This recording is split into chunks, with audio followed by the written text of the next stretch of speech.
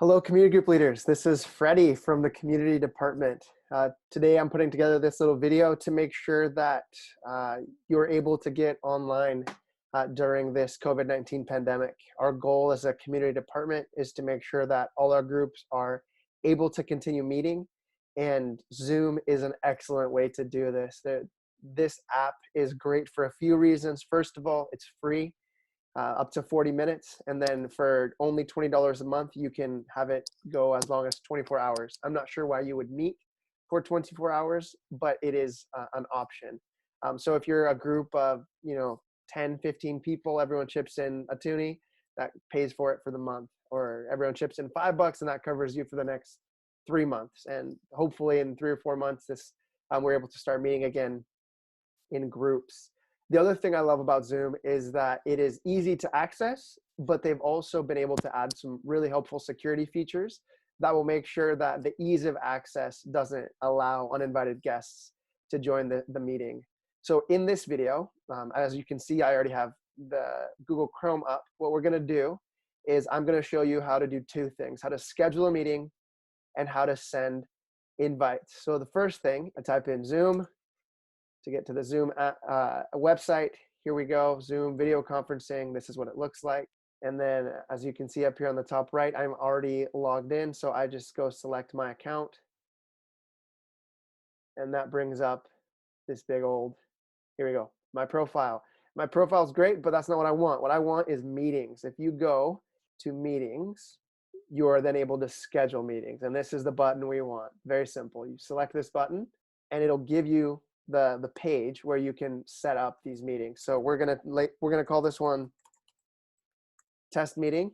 So we'll say NYA community group. And I know that we meet Tuesday nights. Well, today is Friday, which means that we'll be meeting on the 21st, Lord willing. And then we meet at 7. So 7 p.m. Our meeting's about 2 hours. I do not want this to be a recurring meeting. I don't require registration and then the most important thing is you want to make sure that you have meeting ID generated automatically. Every person with an account will have a personal meeting ID, but if someone knows this number, even if they were not invited to the actual meeting, they can still join if it's underneath this number. So you prefer generate automatically. Make sure to require a password. It automatically generates one for you and it will lock it in. So that's very simple. The next thing is I always want to make sure that I'm hosting. As a community group leader, I'm running the show in such a way that people are able to have a little bit of structure, a little bit of semblance, and are then able to feel as much as possible like this is our normal group, even though it's online. The audio is not a significant setting. I leave it to both. It's very easy. And then very important, you want to make sure that this one is always checked. It should be checked already by default, enable waiting room. What this does is that it makes it so that anyone who wants to join your meeting, even if they have the room number and the password, has to sit in a waiting room of sorts online, and they join the meeting and they're in the meeting, but they can't actually have video or audio at all regarding the meeting until you approve them. So this is a very helpful way to make sure that your meetings are only for the people that you invited. The other ones you don't need to worry about. You hit save. Okay, this meeting is now good to go.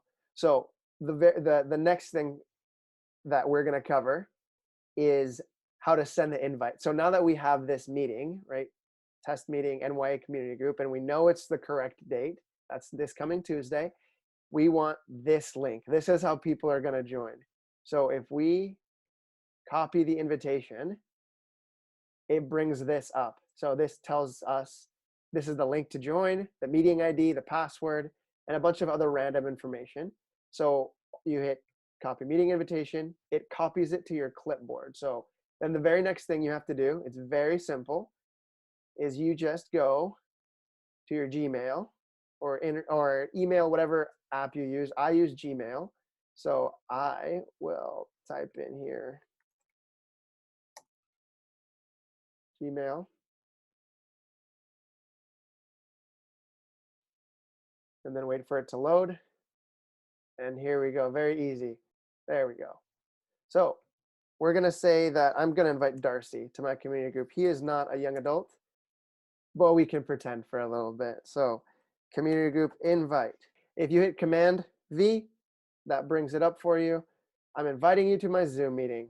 There's the name, there's the date. Here's the link. Just to make it easy for everyone, I'm going to make sure it's a hyperlink by selecting it and then clicking that little button. And then this other information is not relevant. So I'm just going to go ahead and delete it. So here's my invite to my friend Darcy. And then all I have to do is hit send. So as you can see, this is very easy. Our hope for all our community group leaders is that they are able to set up these meetings and send out the invites without a hitch. And then in the next video we have put together, I'm going to show you how to both start the meeting and how to run the meeting in such a way that it is something that everyone can participate in and feel a little bit like they are there in person.